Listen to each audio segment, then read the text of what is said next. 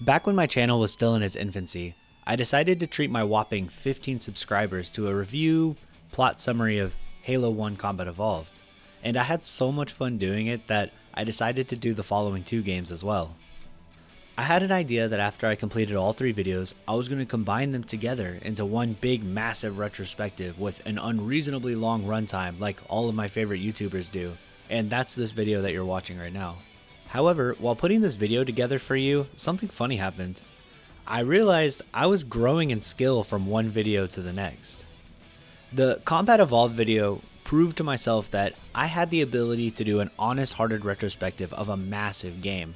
However, it definitely showed my lack of voiceovers and just in general the ability to create and package a video.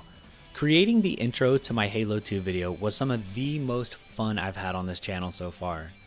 And the video as a whole proved to myself that I was getting better with the tools that I had to edit and create videos. However, my voiceover still needed so much work. Funny enough, this is actually the first video that I ever showed somebody I personally know that I had a YouTube channel, so there's a little lore for you. My Halo 3 video was the first time that I ever used Adobe Premiere, and was also the first time that I really paid attention to my vocal inflections, especially my tendency to sound nasally. At the end of that video, I truly felt like I had crafted something greater than myself by putting myself way out of my comfort zone and my limit. And funny enough, it paid off because I felt like a real YouTuber with the amount of comments, likes, dislikes, and I even managed to get some hate comments for the first time. All this to say that while this video started off as a love letter to you, my subscribers, and to the Bungie's Halo games, as I was editing it, it slowly evolved into a celebration of this channel. This has been some of the most fun few months that I've ever had.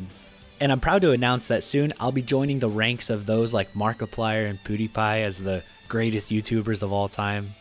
Okay, let's watch my review slash retrospective slash plot summary of the greatest trilogy of all time. And while I got you here, don't forget to hit like and subscribe. Alright, let's begin.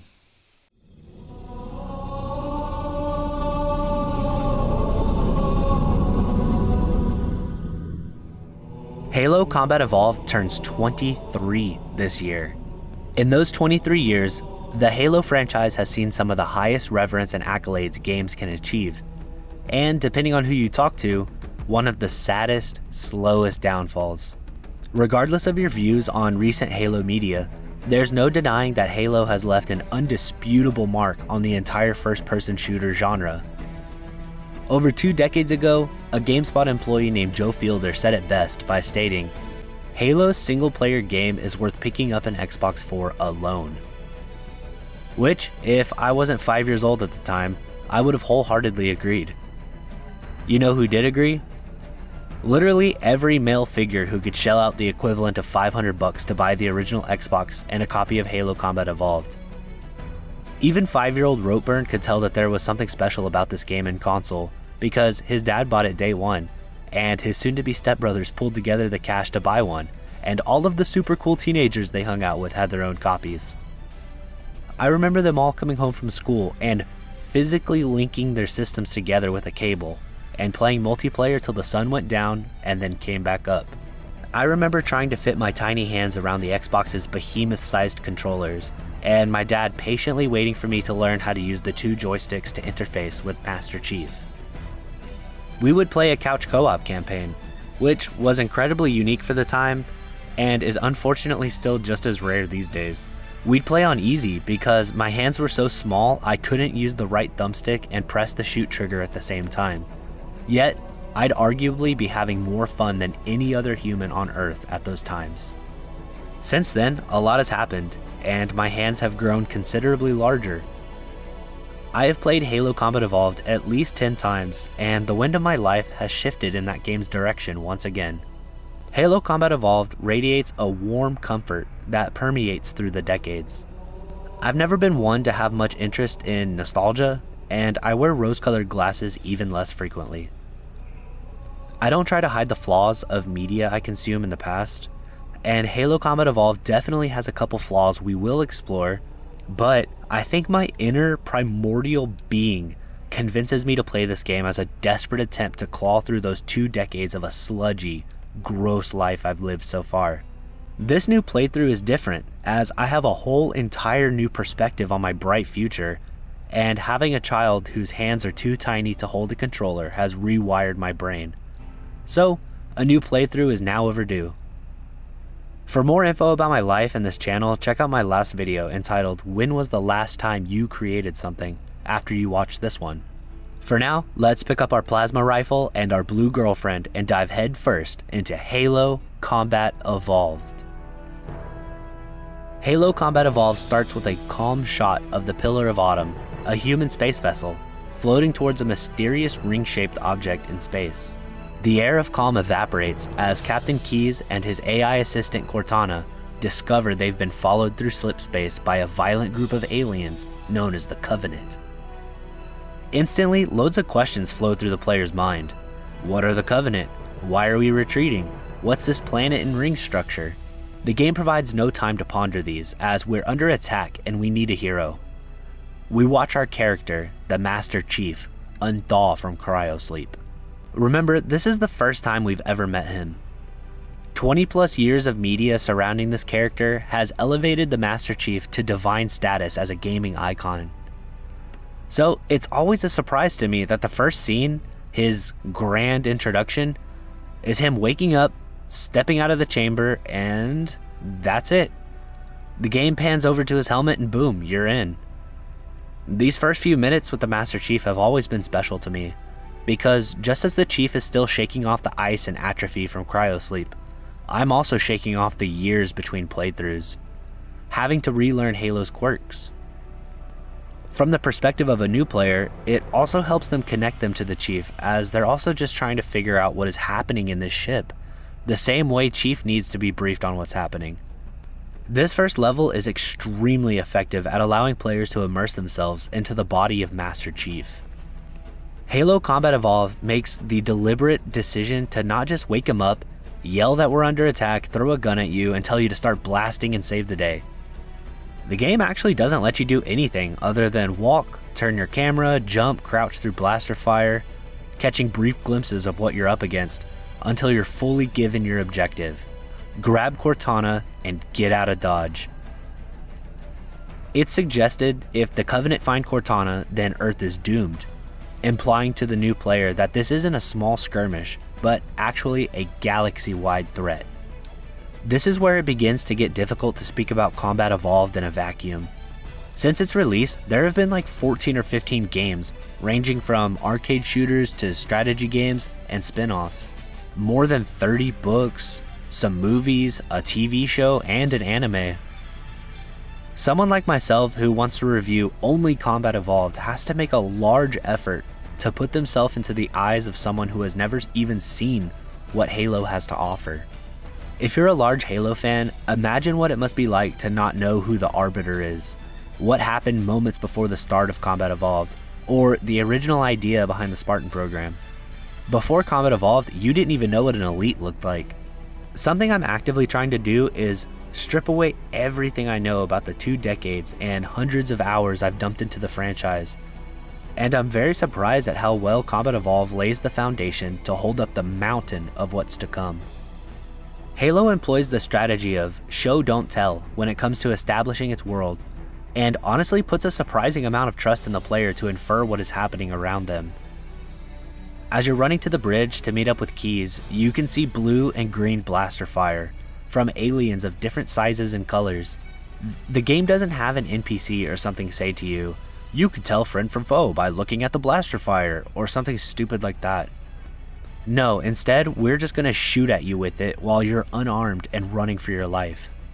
You dodge and weave through the assault until you finally reach the bridge and speak to Captain Keyes. This next cutscene establishes a great sense of camaraderie between these 3 characters. Cortana isn't just some AI, she has a snarky personality as she brags to the Chief that her small carrier ship has taken out 3 Covenant battle cruisers. At the same time, Chief talks smack about her piloting skills. Captain Keyes calmly runs his ship, as if his ship isn't being torn apart underneath him. The captain tells us he's initiating the Cole Protocol, which the game kindly doesn't explain, but gives you enough context clues to understand it's a protection of information.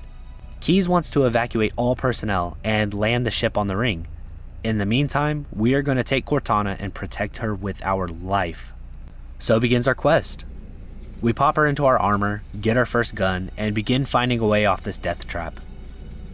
We learn the rest of our abilities, that is, pressing buttons to shoot our gun, change weapons and grenades, and lob said grenades, as well as giving our enemies a mighty smack. One thing coming from the future to play this game that did kind of irk me is there's no sprint. I know that's silly to say, but coming straight from Titanfall 2 as my last shooter, I've grown accustomed to modern day movement in video games, and Halo Combat Evolved suffers from a bit of sluggishness. If a grenade is thrown near your feet, you basically have to do a 180 and hope you waddle far enough away from it without getting shot in the back to survive. Small gripe, but it's hard to ignore. Real quick here, I want to say I hope you're having fun so far. Please click the like and subscribe for my Halo 2 retrospective coming in a couple videos. Moving on, we find the last escape pod and load it full of troops and get out. This cutscene highlights the cinematic nature of Halo as Keyes pilots the Pillar of Autumn past us. Our new unnamed pilot crash lands us into the ring, killing everyone but us. Good job, unnamed pilot. Finally, peace and quiet washes over us as we step out of the pod into a picturesque valley area. Cortana tells us our next task is to gather up all the survivors we can. To help us out, we call upon Echo 419, aka Foehammer, to drop us off a Warthog, arguably the most iconic video game vehicle of all time. Which is funny because it's basically just a desert buggy with a 50 caliber machine gun glued to the back. Driving the Warthog is as if someone tapped directly into the dopamine receptors of my body and found the exact method to make them fire off constantly. There's a button for forward and a button for backwards, and steering is done by looking with the camera. Sounds simple, right? Well, it's hard to explain, but it's like the rear of the Warthog is tied to your camera with bungee cords and rubber bands. So if you turn the camera at full speed, your Warthog is no longer a means of traversal. Now it is a close quarters combat machine. Fun fact, the lore accurate name for the Warthog is the M12 Force Application Vehicle, aptly named as I apply the force of my vehicle to my enemies' bodies. If I could get a whole game of just this, I would be happy. After gathering as many troops as we can, it's time to rescue Captain Keyes. This involves us boarding a disabled Covenant cruiser, breaking Keyes out of his holding cell, and commandeering a Covenant dropship to make our escape. This mission highlights a couple personal loves I have for the series. The first one being scale. The Halo franchise has amazing set pieces, and some of them are designed in a way to make you feel so small compared to the sheer size of the conflict taking place around you. In the early half of this mission, we fight underneath a massive Covenant ship known as the Truth and Reconciliation. With the night sky creating a backdrop behind the glowing purples of the cruiser, I felt like a little ant, even though I'm a hulking super soldier. This mission also highlights the Anniversary Edition's nifty little graphics changing option. You can seamlessly change between the 2001 graphics and some retextured ones released in 2011. And while I would say the interior of the Truth and Reconciliation looks way better in the 2001 graphics, the exterior and the skybox look beautiful in the redone graphics. It's a nice feature, and in my footage you will see me constantly switching back and forth to compare every zone. Sometimes the updated graphics completely lose the tone of a given area, and I'll bring that up later. One other thing about this mission before we move on is you'll notice that whoever was in charge of the naming department for this game deserves way more money, because some of the names for ships and stuff are just perfect. The Pillar of Autumn, the Truth and Reconciliation. The cryopod you awaken from is called the Hushed Casket, and soon we will meet a gentleman by the name of 343 Guilty Spark. A small detail about these games, sure, but as we play through them, keep an eye out for these creative names. After we rescue Captain Keyes, we learn the name of this ring. It's called Halo. Wow, who would have guessed? Here we learn that maybe the Covenant didn't actually follow us through slipspace. Instead, we may have simply happened upon a research armada whose goal it is to use the Halo as a weapon. So, Keyes, being the Chad he is, picks up a needler and tells us our mission is to stop the Covenant from taking control of Halo. I love Captain Keyes. Even in the face of certain death, he remains calm and collected, rallying his men with just a sentence or two. Even when the Pillar of Autumn was under attack, he coolly smoked on his pipe while figuring out what to do next. He isn't afraid to get his hands dirty and doesn't rely on the Chief. Instead, many times in the campaign, Keyes is off doing his own mission. A well-written character that stands out, even in a series of well-written characters. After escaping the Truth and Reconciliation, we assault an island that houses the Silent Cartographer, again with these cool names. The Silent Cartographer gives us a map that'll lead us to Halo's control room. I guess no cool name for that place, but oh well. This mission is hands down my favorite in the game. Even though it's linear in mission progression, Halo Combat Evolved basically gives you a warthog with plenty of soldiers and just tells you to go nuts. By now, you should have a basic grasp on the combat and driving, and this mission is the game taking the leash off and letting you run wild. From this mission forward, you will notice the missions give you a lot more breathing room in terms of play area, and that comes with more vehicles and hiding spots for secrets. Besides the sandbox nature of this mission, a highlight that stands out is the opening beach assault. I think I counted like 7 or 8 Marines, and I just pushing past a storm of blaster fire and grenades. This part is frantic, and you have to watch your every move or risk getting gunned down by the endless elites, grunts, and jackals. After mopping up the beach and changing the color of our warthog to the color of the enemy's blood, we enter the passage to the Cartographer. But the Covenant locks the door on us, and we don't have enough firepower to get through it. So we shoot our way around the island till we get the door opened. From there, we fly our Pelican into the chasms and corridors of the interior of Halo, further making us question who or what built this place. Why did they build it? Just to have a big weapon? If so, where are they and why didn't they use it? While Combat Evolved doesn't necessarily answer all these questions, it's a good sign when my wife stops what she's doing and asks question after question just watching a couple cutscenes. The assault on the control room is an interesting level. 1, for the unique frosty canyon we find ourselves in, and 2, the vehicles the game is going to let us mess with, namely the Scorpion battle tank and the Banshee, the Covenant's aerial assault craft that's been poking at us since the second mission of the game. The Scorpion makes you feel invincible because you have the endless fire from your machine gun, but also the one-hit kill that is your main turret. Not just that, but seeing 4 Marines sitting on the side of the tank makes you feel like you're part of a team, and makes you second guess sending your tank straight into the fray so as to possibly keep them alive. I want to say how important the Marines are to the feel of this game. Periodically through the missions, Foehammer will deliver us soldiers to assist us in our fight to survive. These guys all have great personalities and are very vocal, often commenting on when you run an enemy over, or make a large jump with the tank, or when you accidentally melee them, because I bind every button I can to my mouse and forget what buttons do what. Keeping these guys alive becomes a minigame in itself as they liven up the combat zone and make the missions feel very dramatic. The only criticism I have really is how fragile these guys are. I feel like they have half the amount of health they're supposed to, and on harder difficulties it is genuinely impossible to keep even one dude alive. Which is a shame because one of the themes of this game is survival. So when all your Marines die and Cortana comments on how we failed to save them, even though we beat the mission, it's hard to move on from feeling like I failed. Particularly with Sergeant Johnson. There's a bit of immersion breaking when he dies, knowing his role in the coming games, plot holes aside. After we plug Cortana into the control room, she goes a bit wacky and doesn't explain anything to us.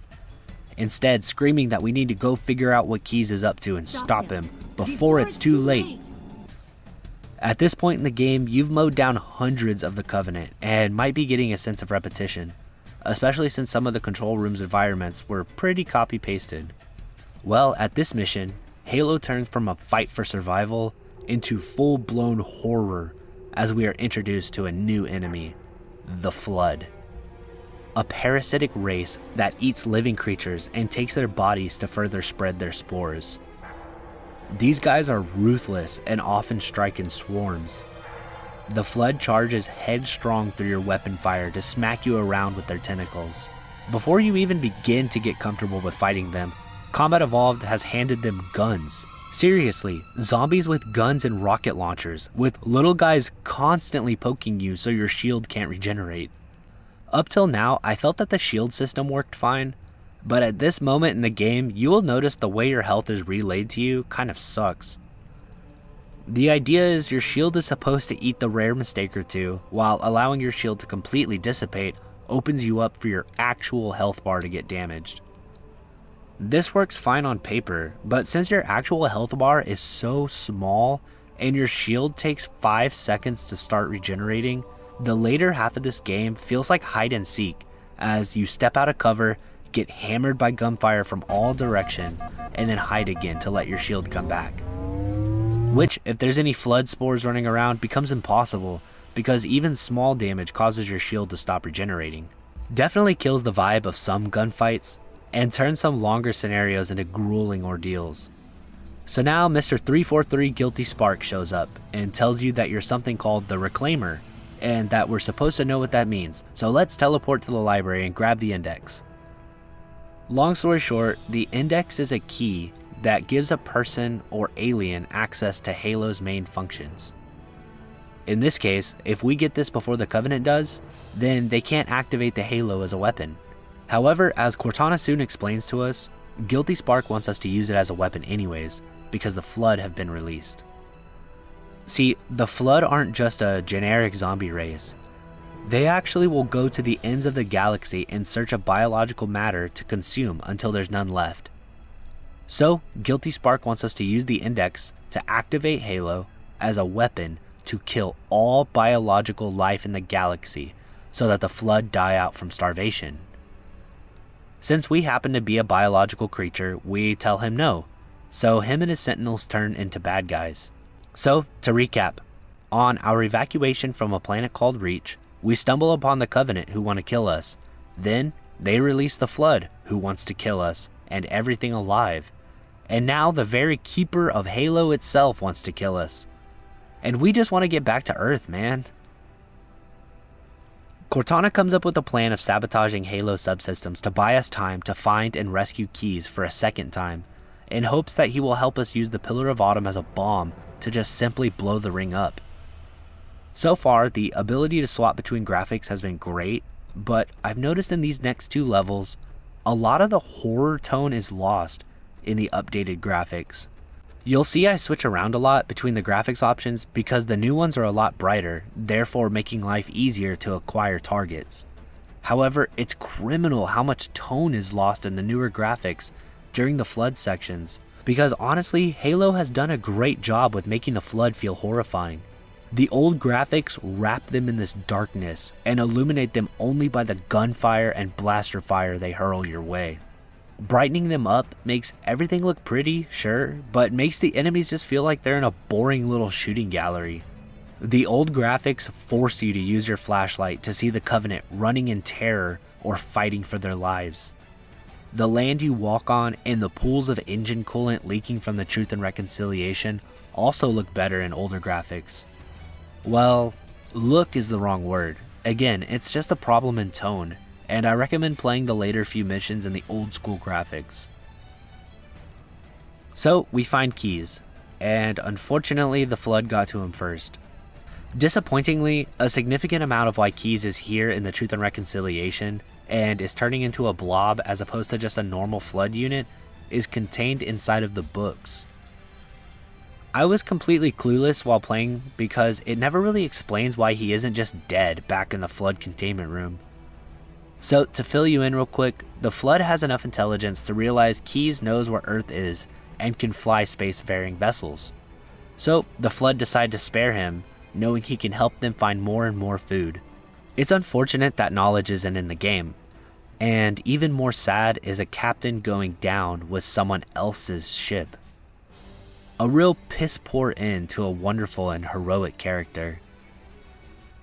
We grab his neural link or whatever it is that gives us full command of the Pillar of Autumn and make ourselves a quick getaway. After arriving back at the Pillar of Autumn, I was surprised to see the Covenant entrenched in the ship. Why are they there? Well, unfortunately, that info resides in another book. This is great for people who have all the time in the world to consume all of Halo's media, and not so great for people with busier lives, but oh well. Turns out they're there to apparently comb for info and make sure the humans can't get back to the armory. Obviously the Flood is there because they're a swarm of endlessly multiplying zombies scouring every square inch of the galaxy in search of food, so no explanation necessary there. So, Guilty Boy shows back up, upset that we're trying to destroy the literal reason for his existence, so understandably he attacks us. Sorry for the brief explanation here at the end, but it's really difficult to say it in any other way. We basically just run to the fusion reactors and throw a bunch of grenades and shoot a bunch of rockets till it blows up, and begins the timer for the self-destruction of the Pillar of Autumn. Again, there's really no sense in drawing that part out besides how neat it is retreading the same ground we did in the tutorial, except in a destroyed state. What comes next, however, blew 5-year-old Ropeburns' head clean off. This game puts you in a warthog and tells you to get to the extraction zone so Foehammer can rescue us before the pillar self-destructs. During this timed event, you'll speed past hordes of Flood and Covenant fighting while the pillar erupts around them till we meet up with Foehammer and watch as she perishes in front of us. Another victim to this war, and someone I genuinely wish could have made it off the ring and into the following games. As her Pelican plummets, so does our hope, until Cortana finds out there's one fighter in the launch bay that can get us off this ring, and we make it just in time. As we exit the range of the blast, Master Chief looks out the window as Cortana declares there's nothing left, just dust and echoes. Bleak. I honestly like this ending. If this was the only game in the franchise, I still would have loved it to death, especially with the totality of the ending. Nothing left. Thousands of troopers gave their life to stop the Covenant finding Earth, and Chief and Cortana saved the galaxy from the Flood. This ending is a little undermined by the next game and some of the later lore developments, and I definitely do feel like Combat Evolved lost a little bit of narrative weight just by the sheer nature of having 2 decades of media in front of it. Despite this, I'm pretty sure I have 20 or more playthroughs I'm gonna do as my life barrels in different directions. Everything from the sounds and atmosphere, the tone, the enemies, the characters, all of it was perfect. However, a few years later, Bungie's lightning would manage to strike twice. Although I consider Combat Evolved to be perfect, Bungie managed to surpass perfection in the form of Halo 2. I'm excited to show you my thoughts on the game, and I hope you enjoy one of my favorite videos I've ever worked on. Dear humanity, we regret being alien bastards. We regret coming to Earth. And we most definitely regret the core just blew up our raggedy ass fleet. Hoorah!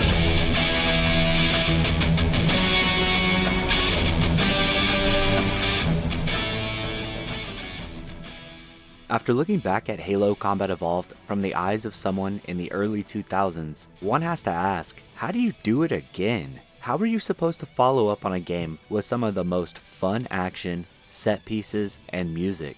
Bungie decided the answer to that was to make the music better, the set pieces more grand, and tightening up the action to a fine-tuned dance.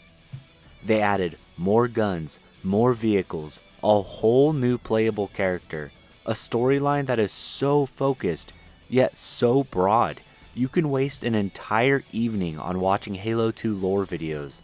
Ask me how I know. Halo 2 is a triumph of game development, and while I understand there was plenty of difficulties in the creation of this game, the entire time I was replaying it, I felt the love the developers put into it. Because despite all the changes and difficulties, Halo 2 maintains the core feeling and character that Combat Evolved has. The priority of fun and enjoyment are present as the Master Chief and the Arbiter blast their way through Earth, space, and of course, another Halo installation. It's just so refreshing to play a game that wants you to have fun and show you a good time. I'm not much of a games these days suck kind of guy, But there is a night and day difference in this era of gaming versus nowadays, and replaying Halo 2 was a much needed reference to put against modern games.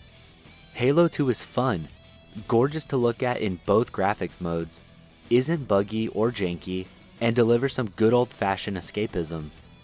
Believe it or not, 20 years later and some AAA developers still can't get all of those milestones into a single game.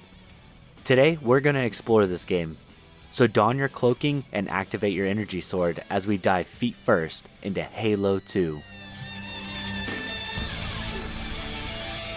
Halo 2's opening hours are incredible at setting the tone for the rest of the game.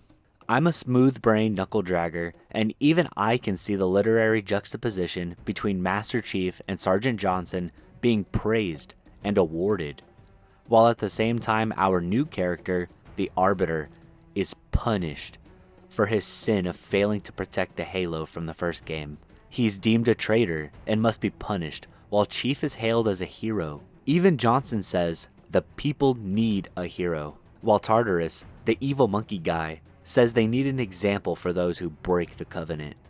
While Johnson receives a medal on his chest, the Arbiter receives a brand instead, a mark of judgment forever seared onto his flesh, proclaiming that no honor shall ever be bestowed upon him ever again. There's no time for Chief to linger in his celebration as the Covenant arrive at Earth, directly in line of the largest orbital defense grid the humans have constructed. However, something is wrong. As Lord Hood states, this fleet is tiny compared to an actual invasion force. Soon, the defense platform we are on is boarded, and Master Chief says his classic line, "I need a weapon." I've mentioned before how Halo 2 encourages the players to have fun. Well, on the box art for this game is the Chief holding 2 submachine guns. The very first weapon you can choose is the submachine gun, and seeing the prompt to dual wield pop up is so powerful. Seeing the Chief reload 2 weapons at once is such a delight, and releasing 2 full magazines at an elite to melt away his health is such a power trip.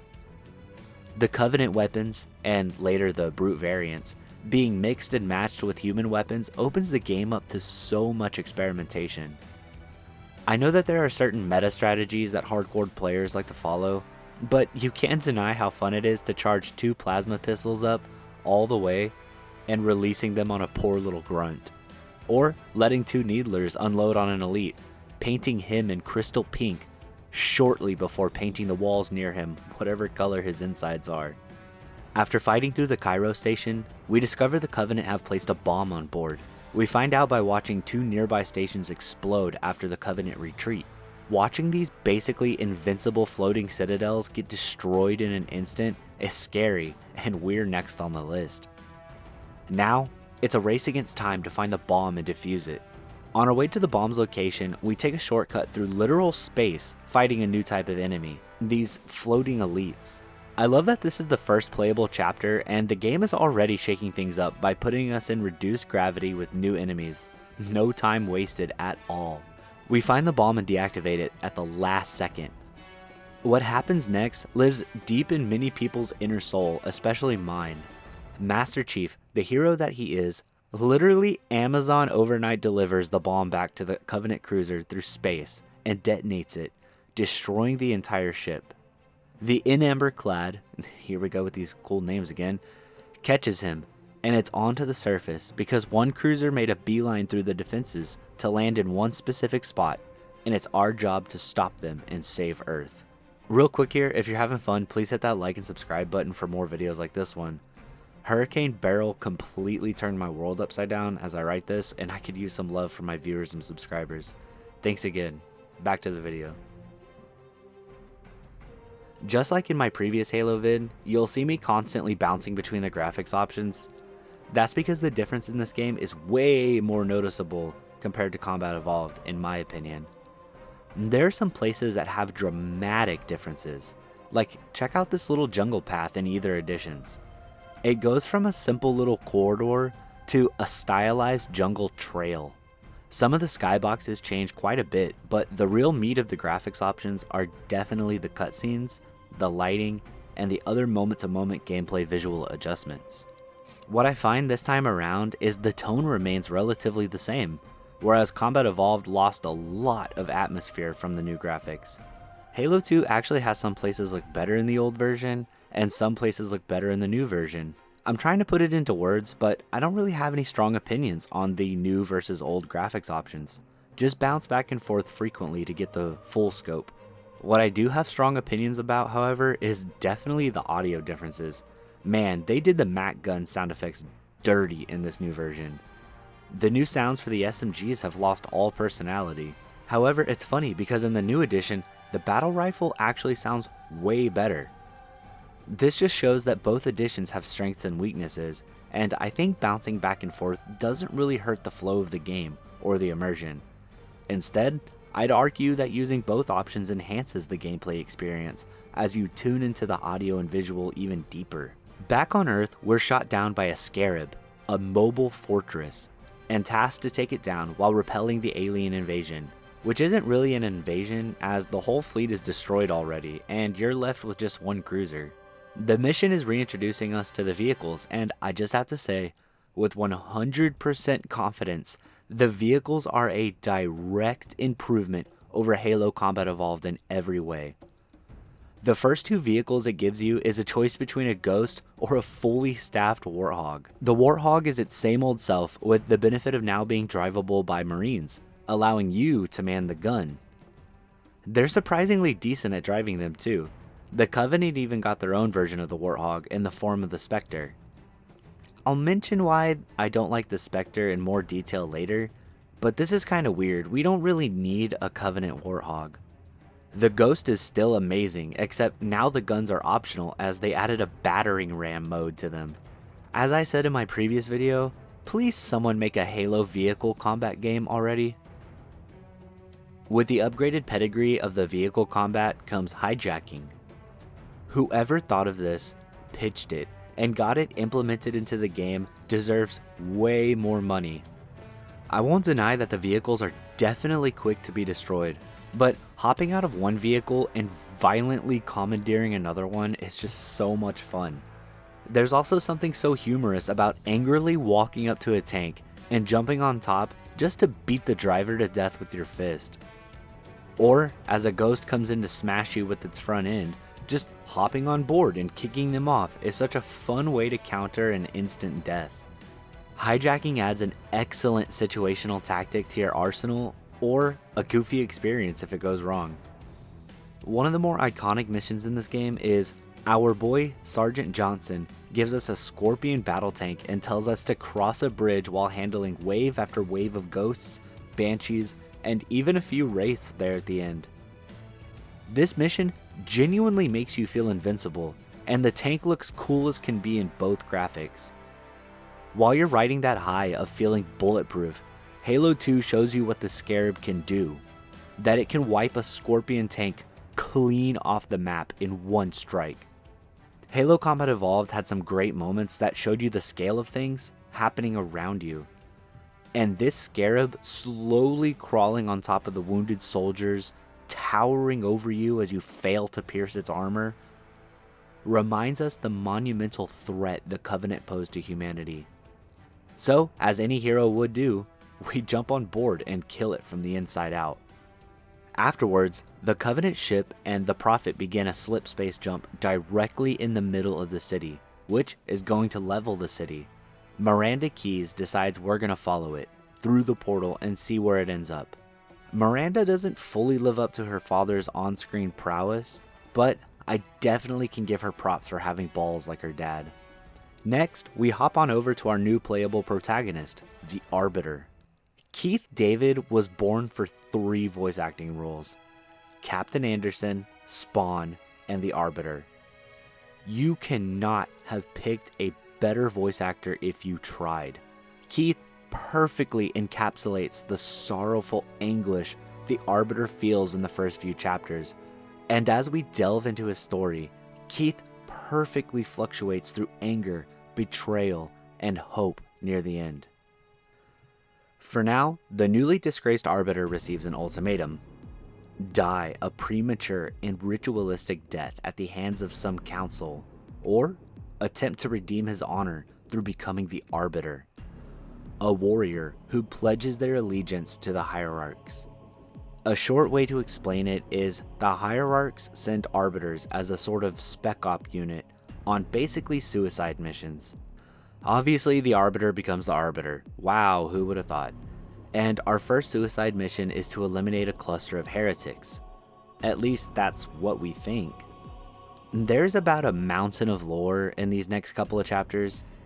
Chief's missions are definitely a bit more run and gun power fantasy, while Arbiter's is more careful in its storytelling, and therefore requires a lot more listening and understanding of everything around you.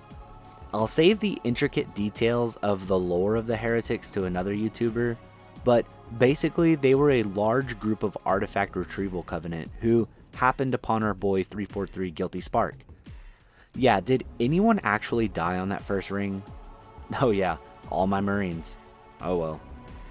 Guilty Spark, also known as the Oracle, explains to this group that the hierarchs have lied to them.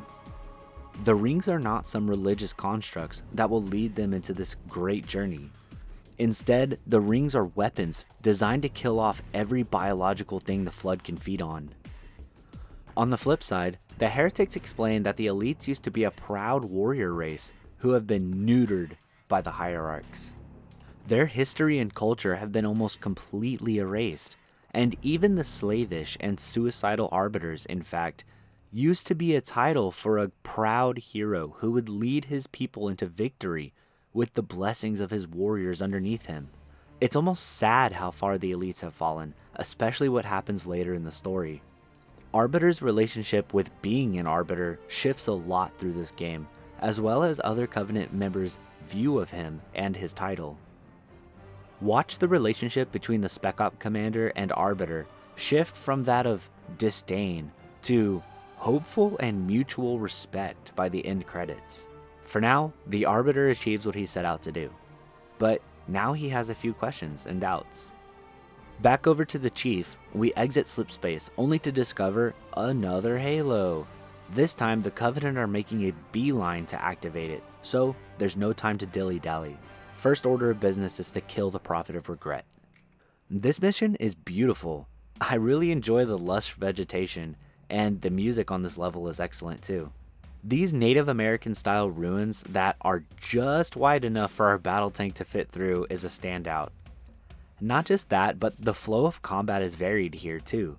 You have a rocket launcher section, sniping sections, running and gunning, defending a position, and vehicle sections.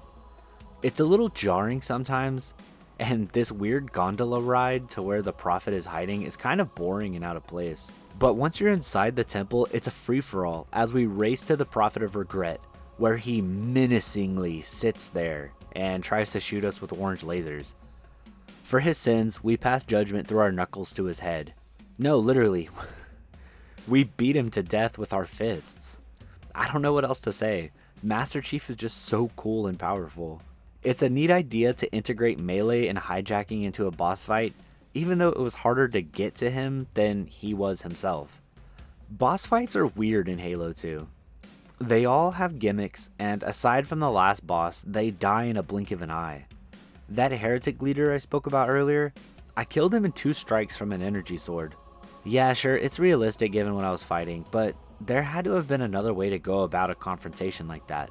It's hard to criticize because boss fights are a welcome mechanic and a great way to end a chapter, but they were not Halo 2's strong suit. The lead up to the bosses is usually more fun than the boss itself. After Regret dies, we are gunned down into the bottom of the ocean, where we would have died if not for a sus-looking tentacle dragging us further down. We move back to our boy the Arbiter. As I spoke earlier, the elites have already had their culture ruined, and now with the death of one of the Covenant leaders, the Covenant needs someone to blame, so why not use the elites as a scapegoat? The elites held the title of protectors of the hierarchs, and with Regret's death, they are now being replaced with these apes called the Brutes. The sorrow and embarrassment the Arbiter must be feeling seeing his proud race stamped further into the mud on top of his own situation must be too much to bear. But he has no time to sit in his feelings, as he is dispatched almost immediately to go get the activation index for the new Halo. If you remember from my previous video, indexes are the keys to activate Halo as a galaxy-wide explosive, and they're kept in places called libraries. This place can definitely become quite a slog, but the quarantine zone is fun in the sense of facing all odds with your elite brothers, using Covenant vehicles and weapons, and later in this section seeing Arbiter use human weapons is kind of funny. As we approach the index, we find out the humans got to it first, and before we could really give them the beatdown, Tartarus, the evil monkey guy, shows up to kill us by orders of the hierarchs themselves, which, I won't lie, it doesn't seem to have any purpose, but we will get to it later because it's kind of a bigger picture thing down the road. Our two characters are introduced to each other in the clutches of the Gravemind. I like the Gravemind. I've said it many times, I dig body horror. I love fleshy monsters and creatures, and the Gravemind is right up my alley. The Gravemind is basically the collective consciousness of the Flood, a sort of central computer of sorts that controls the Horde and guides it along a pathway to galactic consumption. He explains to Arbiter the true nature of the rings and tasks each one of the characters with stopping the Covenant from activating Halo. Despite all three being mortal enemies, nothing quite turns enemies to friends more than stopping mutual extinction. I don't really know how to articulate this quick point here, but I feel like something was lost narratively when Bungie decided to give players a means to communicate with the Flood. Part of the charm of the Flood was that they were an unknowable killing swarm with one primal focus of eating everything. Giving this eldritch threat a voice and reasoning, the ability to negotiate and give orders just kind of cuts a bit of the horror the Flood possessed. Now you're fighting a thing, not a concept. Even though that there are dramatic differences between the humans, Covenant, and the Flood, now you've brought the Flood just a little bit closer to having stuff in common with the other two factions, and it kind of lightens some of the narrative weight that could have been left alone or built upon. To further explain what I mean, let me ask you this. Why do the Covenant have infantry drop pods?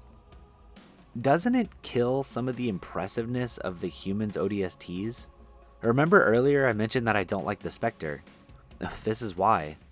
I believe that when you start making the three factions have similar capabilities, actions, and reasonings, they just start to be different colored versions of each other. So let the Flood be primal monsters born with the purpose to eat, and not something to negotiate and conversate with. Let me know in the comments if I made any sense there. Moving on, the Gravemind teleports Master Chief into the Prophet's broadcasting chamber inside of the holy city of High Charity. Oh my god, these names are awesome, dude. Master Chief does what he does best while the Prophets try to escape.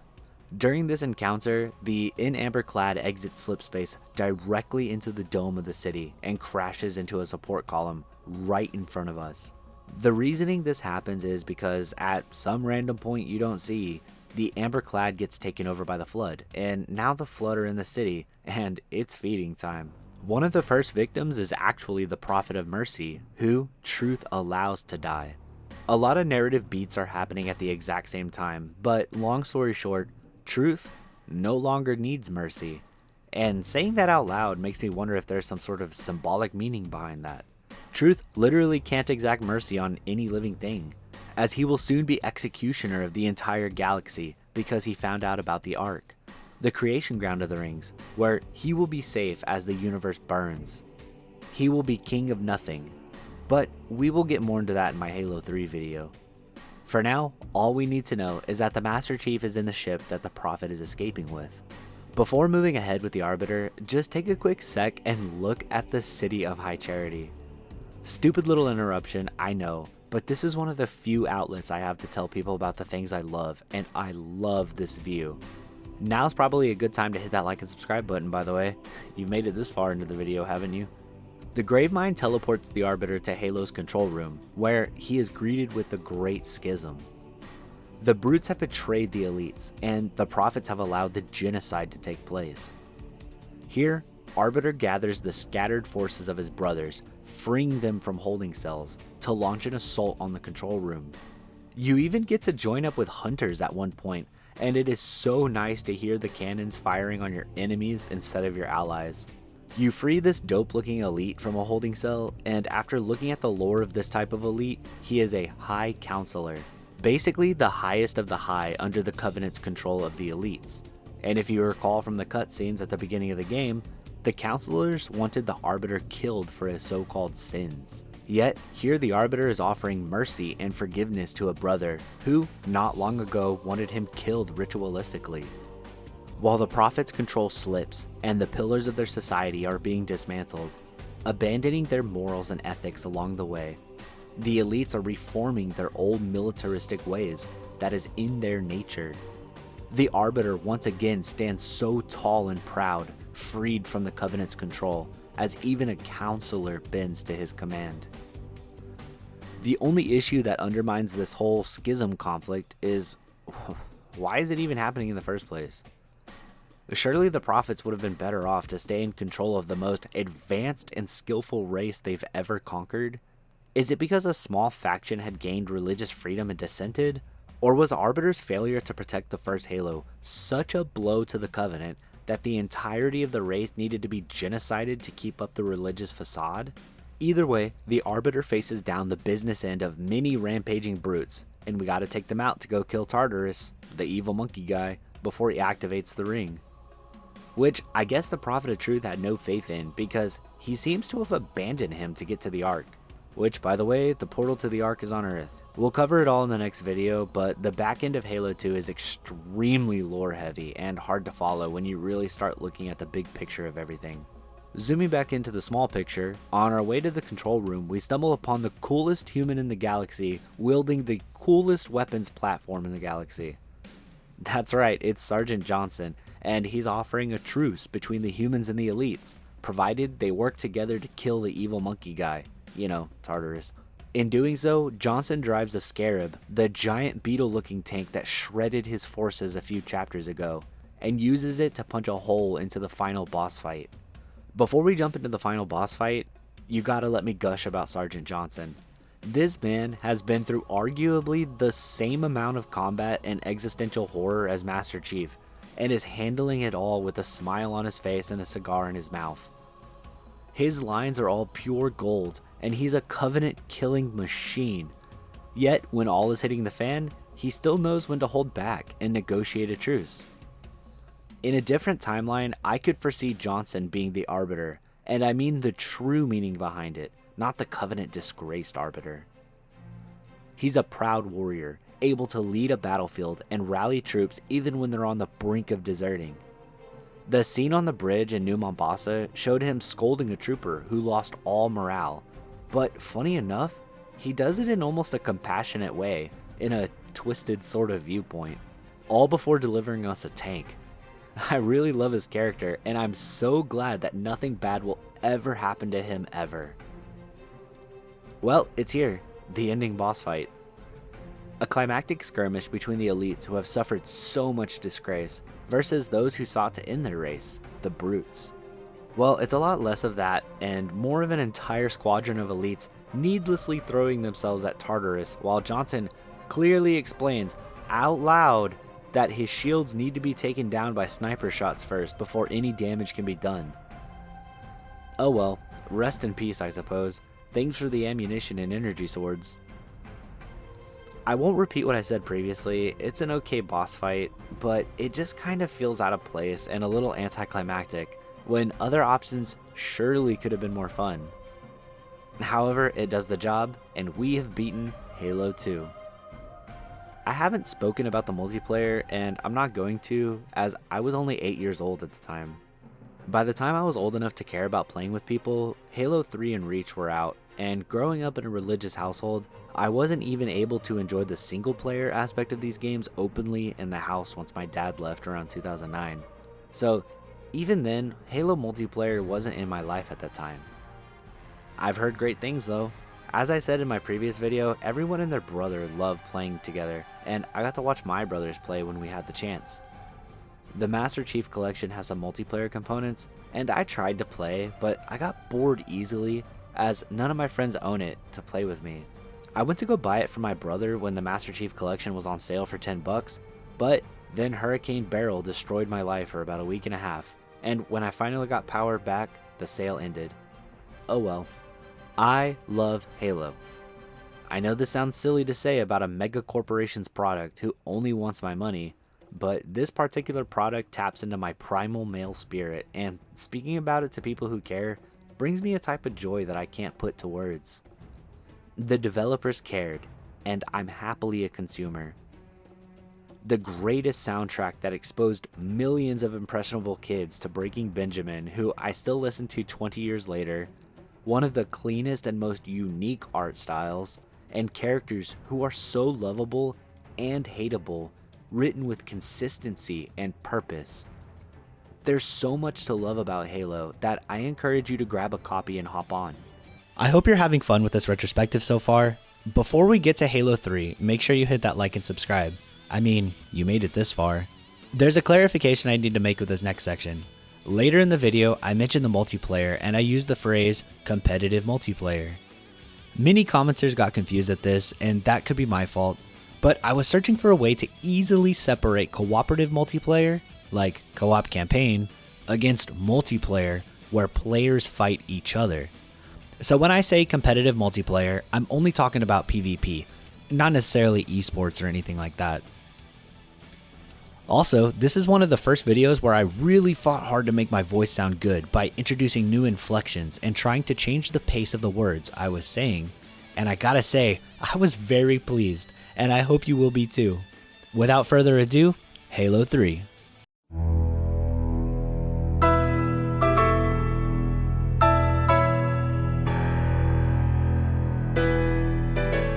In 2004, the greatest video game ever made was released. Halo 2 had a perfect campaign, lore, and gameplay, and the multiplayer was considered to be the best around. Believe it or not, Halo 2 was originally conceived to be the end of the Halo games, but difficulty in production caused Bungie to have to pull the trigger early, and while the ending of the game was abrupt, what many would consider to be a cliffhanger, Bungie had a mountain of lore and a mountain of cash to play with. What was originally a negative turned into a positive as game designer Jamie Grissomer states, "They were trying to put 10 pounds of crap into a 5-pound bag." The scope kept elevating to further and further heights as the team crafted this masterpiece, but the game eventually did have to come out. Bungie made $125 million in the first 24 hours of Halo 2's release. Suddenly, Bungie could afford many 10-pound bags, and even if Halo 2 was meant to be the end of Halo, no one in their right mind would have turned down creating a third game after watching their pockets burst with cash. It honestly seemed to be the perfect setup. There were encyclopedias of concepts and ideas left open for Halo 3 to explore, an eye-watering amount of money in the bank, and millions of rabid fans who were eager to give them more. However, with the phenomenal reception to Halo 2 came some challenges for the third game. Mainly, how on earth do you follow up a perfect game? Well, for starters, follow up the same concept as when they began developing Halo 2, right? Bigger and better everything, weapons and vehicles and enemy types, more unique locations and set pieces, mixed with a further expansion into the lore. And don't forget the multiplayer, right? Were it so easy. In theory, Halo 3 couldn't have failed as long as they basically just made Halo 2 again with a few targeted improvements. And don't get me wrong, Halo 3 absolutely did not fail. That's not what I'm implying. But I feel like Bungie didn't take full advantage of the alley-oop that Halo 2 so perfectly set up. While Halo 3 is a great game with its own pros and cons, it just doesn't stand tall enough to reach the crown Halo 2 wears. But despite this, there still is an amazing game here with much to talk about and appreciate. So come with me as we wade through a sea of flood-infested enemies in our exploration of Halo 3.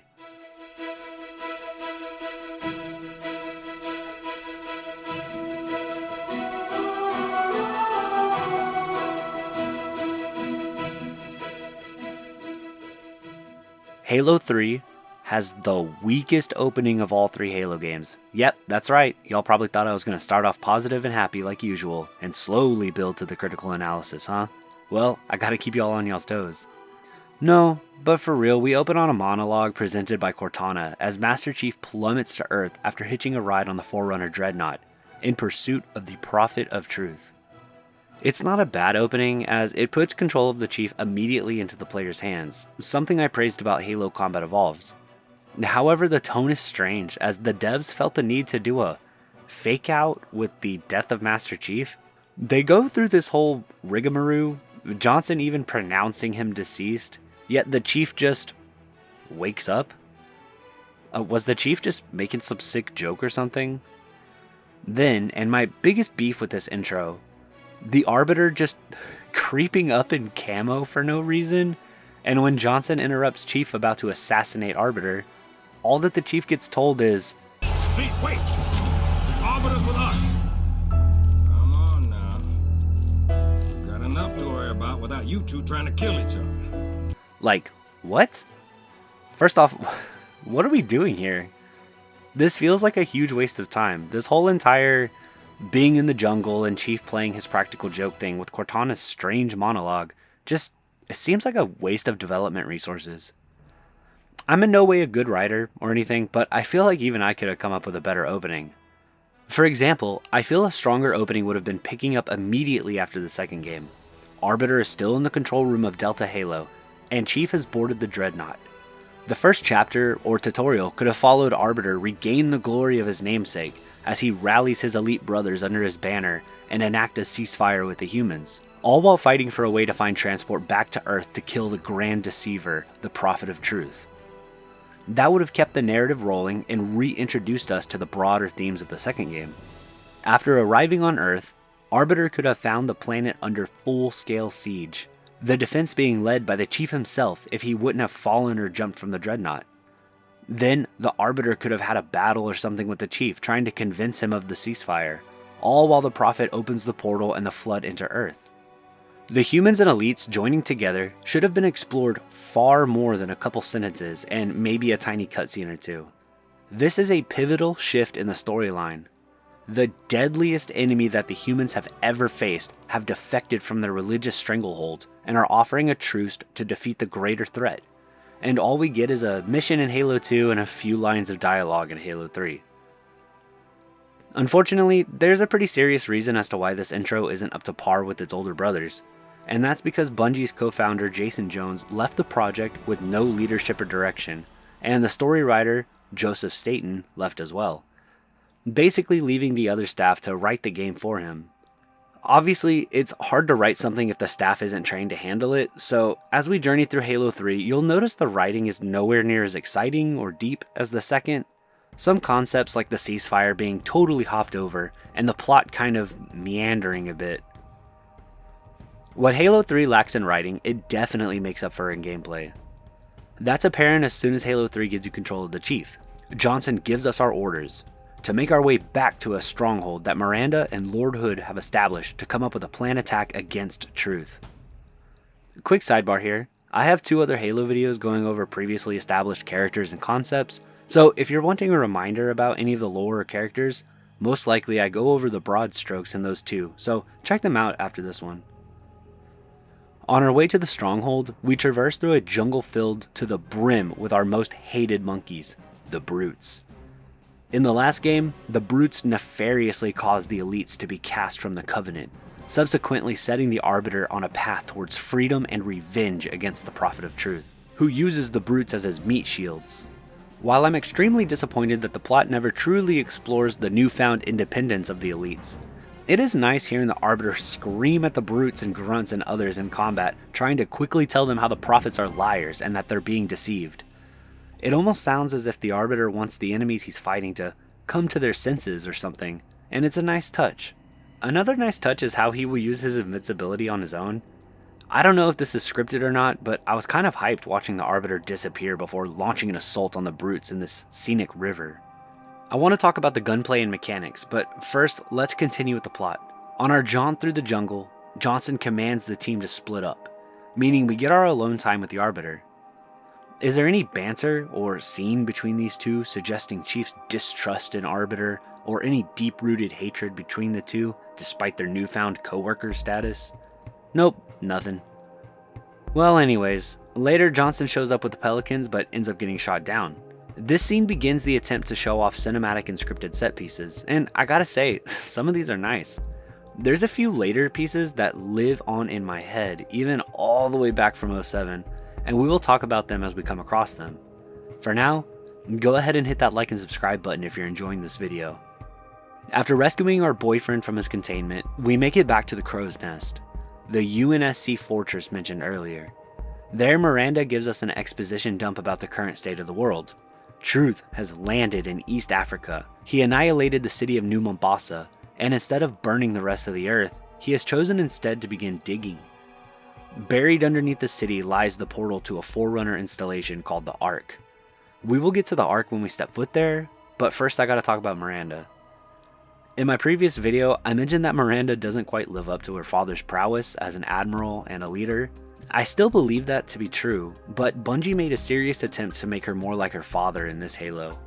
She's seen on the ground with her men in combat, tactically commanding the battlefield, including us, Master Chief.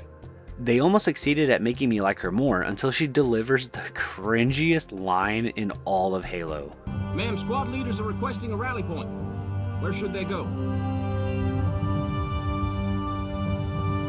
To war.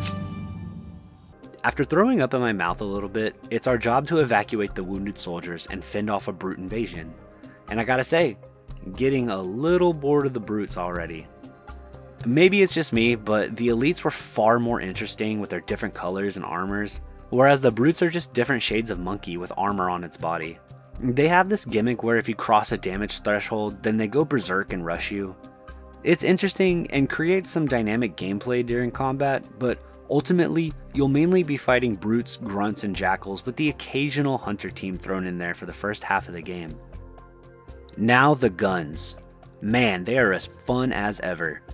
With the introduction of new brute-centric weapons and vehicles, as well as the addition of deployable equipment, the combat feels fresh and fun compared to its older brothers. For example, the gravity hammer is the brute answer to the energy sword, and this hulking thing feels humorous to hit hostiles' heads with. Inside of the Crow's Nest, we get plenty of time to get familiar with the brute weapons and some of the equipment. For example, the gravity lift allows us to quickly get to higher locations to take advantage of the emphasized verticality. A deployable shield gives us a safe space to catch our breath and reload, and the bubble shield turns the battlefield into a WWE Hell in a Cell match. Back to the plot. We deal with the invasion by just blowing up our base as soon as everyone is evacuated, and we are introduced to our old lover, the Warthog. As always, the vehicles are exemplary. The Warthog feels nice, and a full vehicle of blabbering Marines creates an excellent sense of camaraderie. This level gives us plenty of room to run around with the Warthog, and gives us plenty of enemies to shoot and run over. Our objective now becomes a seek and destroy mission as we hunt down hostile anti-air units in order to open a hole for Lord Hood's fleet to bombard the Forerunner Dreadnought. This mission involves a mixture of boots on the ground combat, vehicle combat, and even has us fighting off against the imposing Scarab. I mentioned in my Halo 2 video that the Halo games have never really had decent boss fights, but in Halo 2 they tried. In Halo 3, they didn't. The first Scarab encounter feels dramatic. All of us were scurrying around on four-wheelers with rocket launchers trying to take down the beast. The tactic is super simple. Shoot the joints till it falls down, jump on it, and blow up a glowing weak point, then run away. There are a couple ways to skip the breaking the legs part, but for the most part, that's all the fight consists of. The explosion is glorious, and if this was a tough fight for you, then I feel watching the explosion is gratifying in a way that's hard to explain. The other Scarab fights are just the exact same thing though. Break the legs, board, then blow up. Break the legs, board, then blow up. I feel like Bungie missed the opportunity to make subsequent Scarab fights unique and creative. Maybe a version similar to the Stealth Phantoms perhaps, that can cloak itself and jump away, and you gotta dodge lasers till it overloads and stuns itself, and that's your opportunity to get on board. Just spitballing here, but there are so much more creative encounters that could have been employed. We failed to stop Truth from opening the portal to the Ark, but the cutscene that plays is incredible. As the music changes over to that of a hopeful and victorious motif, Lord Hood's bombing run is a powerful sight. Even though we don't succeed at killing truth, there's no doubt that nothing can sour the mood of forcing truth off our planet. What did Truth just do? Did he activate the rings? No, sir. But he certainly did something. Miranda, please stop. As if Miranda's piss-poor one-liners were bad enough, a capital ship full of flood has landed on Earth. So yeah, mood officially soured. Well, guess what? Our officially insane blue girlfriend is on that ship too, so the mood is neutral now, I suppose.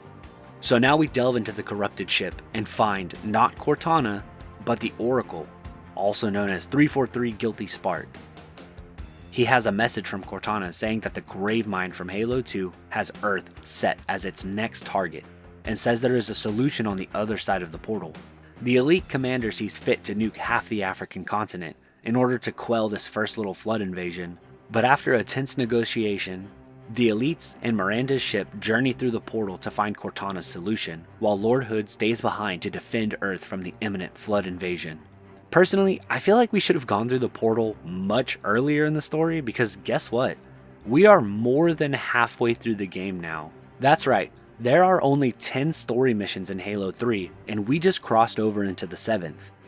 So far in the plot, Earth suffered a small invasion force aiming at the portal to the Ark, we fought off an ambush at the Crow's Nest and blew up some anti-air tanks. The Prophet of Truth went through a portal and Guilty Spark landed a ship full of flood on Earth. A threat that was quickly contained. I know there's a lot to game development, but I would have been more happy with the pace of things if the game was twice as long as it is.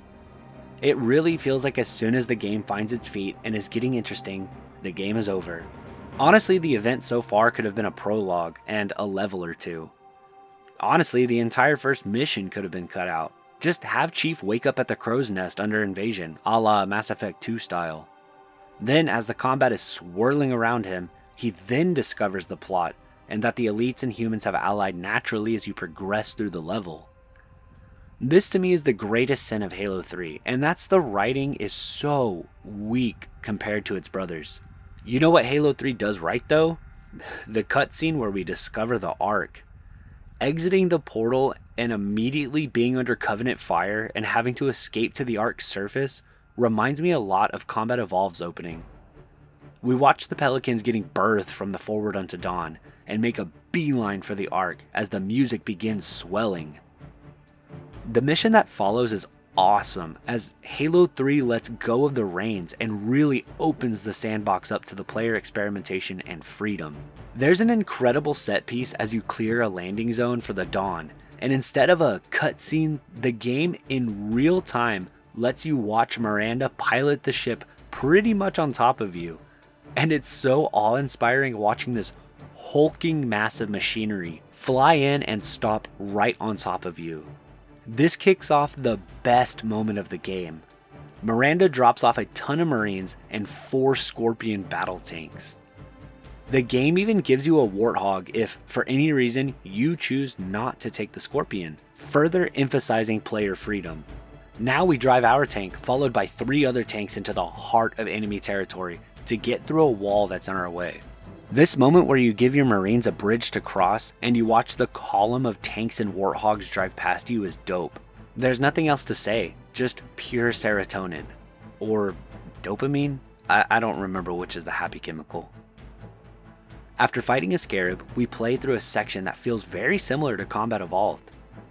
The doors and walls and architecture feel nostalgic, and it makes sense because we're in another Forerunner cartographer complex. Inside of the cartographer isn't too interesting aside from the nostalgia. However, at the end of it we discover where Truth is. He's holed up in a shield doing who knows what. Again, another bit of referencing Combat Evolved is this beach invasion similar to the original cartographer mission, but this time flanked with friendly elite phantoms. Kind of a cool scene showing how far the series and story have come. See, I knew Halo 3 was capable of some good writing. After we do our part by destroying one shield generator, we gotta go help Johnson take his down. To do so, we fly the Hornet, an aerial vehicle to make our way over there. I really like this part. Getting a bird's eye view of the oh so important Pelicans and Phantoms doing combat, and actually letting us be able to destroy hostile Phantoms is a power trip. I know it sounds weird, but the Phantoms play such a large role in offense towards the player that being in the skies with them, escorting friendly ones, and destroying the enemy's Phantoms, alongside the symbol of hope that is the Pelican, just stirs this warm feeling in my stomach. Like, I'm so deep into the lore and symbolism that this moment feels like I'm integrating with the game. I love it. If anyone else feels this way, let me know in the comments below. After hitting the like and subscribe buttons, after deactivating the shield, we are shown the citadel where Truth is trying to fire the rings from. Then, the city of High Charity arrives, hijacked by the Gravemind. And at first I was confused because wasn't the Gravemind headed for Earth? Then I remember that the Gravemind had assimilated with the other prophets, and also have been torturing Cortana for the last 2 weeks for information. So when he arrived on Earth and saw the big portal to the place where the kill all the flood button resides, he probably just went through it too. We push into the Citadel where a captured Johnson is being gently convinced to push the button to activate the halos. Yeah, I can't remember if I mentioned, but only humans can utilize Forerunner technology, unless of course the plot demands it, i.e. Truth being able to pilot the Dreadnought for some reason. So the brutes are trying to get Johnson to press it, but before they can, Miranda, all by herself, shows up and crashes a Pelican into the room in an attempt to stop this from happening. Why didn't she pick up any Marines?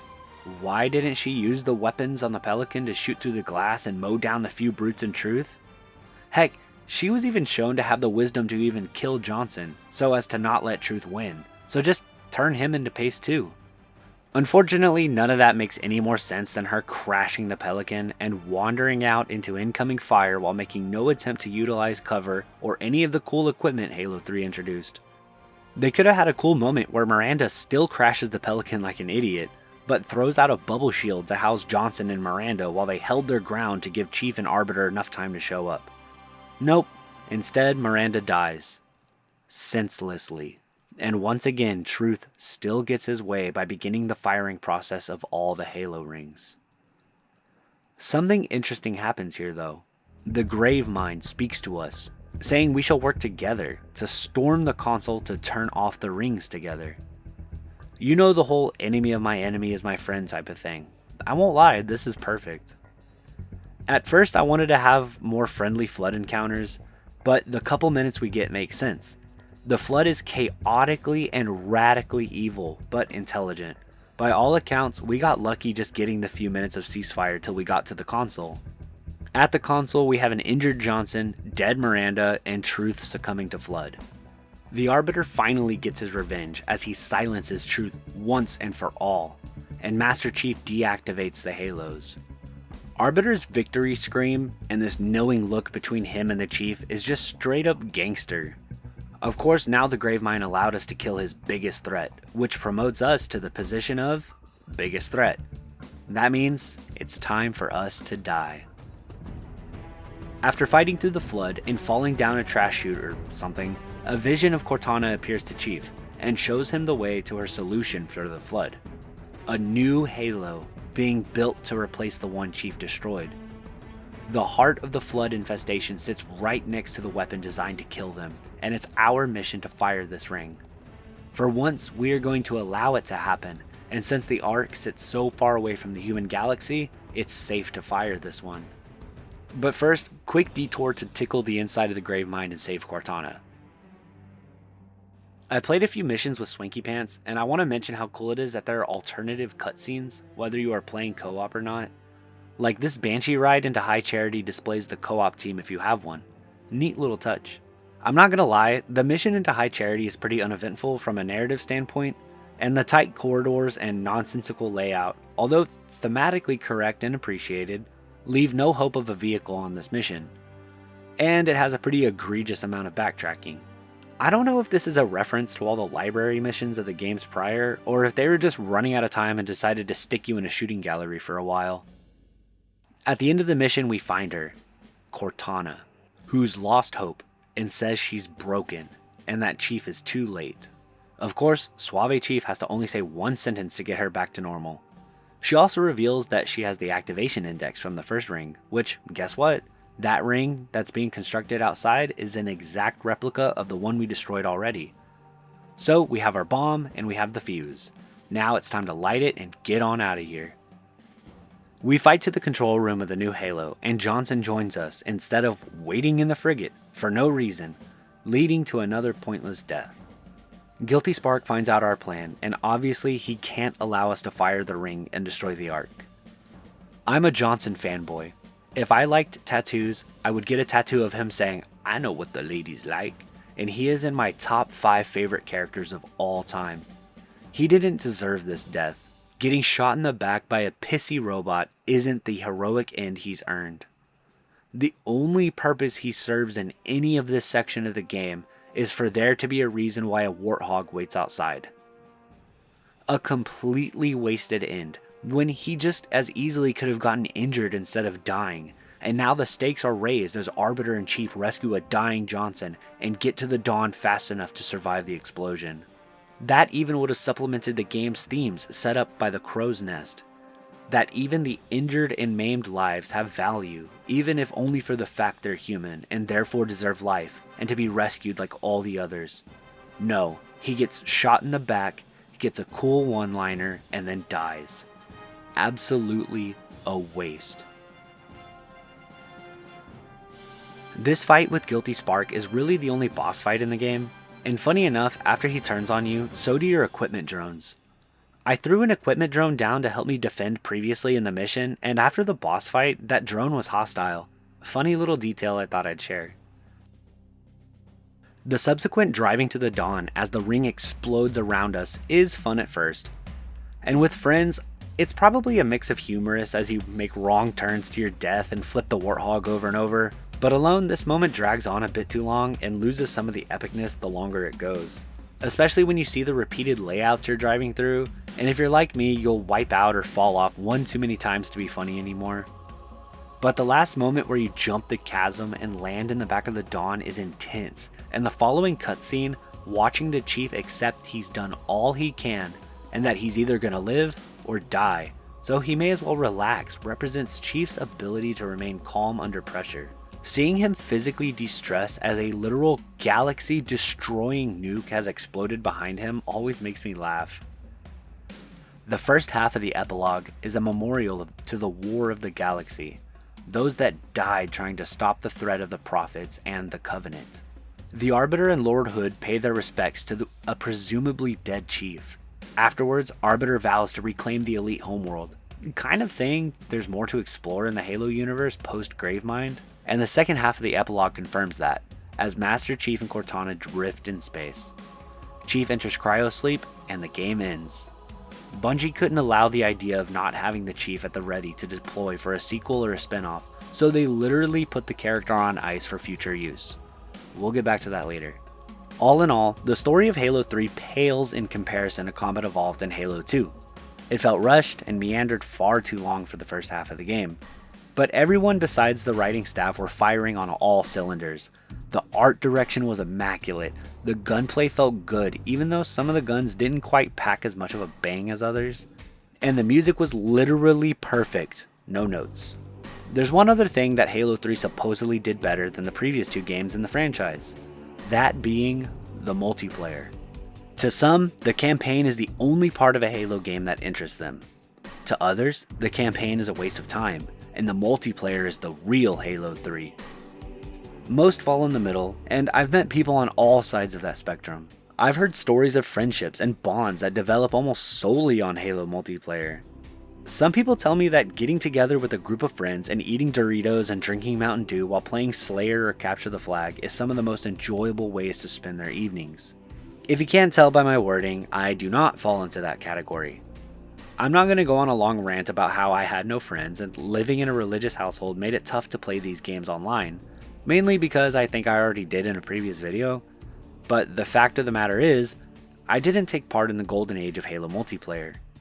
I was far more interested in Elder Scrolls or Age of Empires or Civilization to take the time to generate a friend group and get together to play multiplayer Halo against people. The true magic for me with the Halo multiplayer is the co-op campaign. I love the campaigns so much that jumping on with my dad or more recently my brother to wipe some enemies off the map and watch a fun story or do stupid things like try to get vehicles to go places they're not supposed to go was a way more enjoyable way to spend my Halo time on. Why would I skip that and go get mad and frustrated on competitive games? Maybe I'm the only one who felt that way. If I'm not, then let me know in the comments. This time around though, I said I was going to give the competitive multiplayer a fair shake, and I have to say, I'm still not feeling it. I won't count any points off of Halo 3 because this part is a Master Chief Collection problem, but browsing the playlist for multiplayer is quite the puzzle. There's so many game modes, some of which are only slight variations of each other, that the game wants you to manually tell it what you want. There's very little in the way of, just put me on a populated server and randomize the game modes and sizes. It wants you to select everything manually, and it's overwhelming for a new player to competitive Halo. And that's assuming you even have the right multiplayer installed. Again, that's not really a Halo 3 thing as much as it is the launcher. Also, FYI, I'm only playing Halo 3 multiplayer so I could pretend it's 07 again for this review. Eventually I kinda figured it out, and the first game mode I played was this mode where a bomb spawns in the middle of the map and you have to get that bomb to the enemy's base. Pretty simple, right? Well, this game mode felt like it took over 20 minutes to complete a single game where literally neither team scored a point. The moment you pick the bomb up, every enemy just swarms you. So the idea was like attrition, sort of, where your team just has to throw enough bodies at the bomb to eventually get it over to the spot to score a point. Problem is, the bomb just kept respawning in the middle of the map. We'd get it like 20 yards away from scoring a point, and the bomb would just randomly reset. So it was minutes of just running after the bomb, dying over and over, and neither team made a single point. It was boring.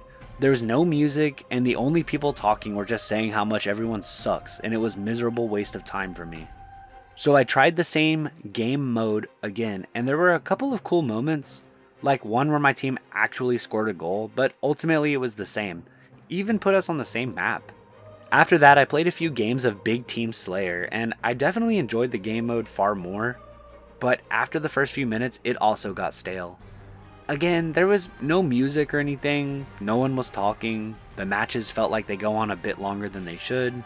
I also don't understand why you start off with the most boring weapons with no way to really change what you spawn in with. You start off with the battle rifle, which is this boring burst rifle that feels like you're gently caressing your enemies instead of doing any damage. I understand the idea is that everyone is supposed to start off on equal footing and find weapons scattered throughout the map, but you don't get much ammo for them and you usually don't get to live long enough to use them much. There's no classes or nothing to offer any semblance of strategy or tactics. It's just what you find on the ground and hope you get the situation right to be able to take advantage of whatever you find. I can see that with some like-minded friends and a Discord chat, teaming up after a work day or something, this game mode can be fun. To those of you who absolutely love the competitive multiplayer, let me know why in the comments below. What makes Halo 3 multiplayer special to you? I won't lie, I'm not built to be able to enjoy most multiplayer experiences, let alone one that has this much history behind it. I find very little joy in Halo 3's competitive multiplayer, and if you do, then I'm happy for you, and I'm glad that it's there for you to enjoy. Part of me wishes the Chief died at the end of Halo 3. A story needs finality, and a universe as deep as the Halo franchise has an insane amount of storytelling potential. Even ideas that don't involve Chief. It's a shame that his corpse has been puppeteered around since 2007. The impact of the first two games on me was immense. You know the meme with the guy downloading a new personality after watching a movie? That was me for those two games. Halo 3's weaker story and my lack of enjoyment of the competitive multiplayer made Halo 3 pretty forgettable, but I'm glad I took the time to sit down and play it again.